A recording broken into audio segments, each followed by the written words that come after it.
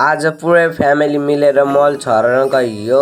So hello साथीहरू, के छ? मेरो चाहिँ एकदम ठिकठाक छ नि। हजुरहरूको के छ? अनि आज चाहिँ हामी पुरै फ्यामिली नै मिलेर 4 जना बाउ छोरा अनि मम्मी मिलेर खेतमा मल हाल्नु गइराखेको आज। अनि यसो काम गर्नुपर्छ नि त कहिलेकाहीँ मकैमा। युरिया अरे क्या मलको नाम चाहिँ। युरिया चाहिँ यस्तै मकैको जरामा, फर्सीको जराहरूमा केमा लगाइन्छ किनकि यसले हल्का ग्रोथ राम्ररी हुन्छ अरे क्या। जरामा पुग्छ नि त पग्लेर। त्यो कतिवटा खेतमा हाल्नु बाँकी छ। आज चाहिँ थोरै हाल्ने अनि भोलि नै हाल्ने हो। अनि टक्क भाइ मम्मी भएर चाहिँ यता गर्न थाल्नु भयो। म चाहिँ हल्का गरिसकेर काम ठग्दै बसेको। के गर्नु, गर्दा वाक्क लागिसक्यो। हल्का ठग्ने त परिगयो नि। अनि म चाहिँ टक्क पानी लिन आएँ यता बोर्डिङमा। अनि यहाँ चाहिँ रहेको छ हाम्रो बुढी खोला। यही हो बुढी खोला गाइजमा, जहाँ पुग्छ त्यही। अनि मम्मीले चाहिँ घाँस काट भन्नुहुँदै थियो। म चाहिँ टाप भागेर आएको, कसले घाँस काटिराख्छ भनेर। अनि त्यसपछि घर आएर चाहिँ भात खान थालेँ। टक्क मासु भात दाल अचारसँग।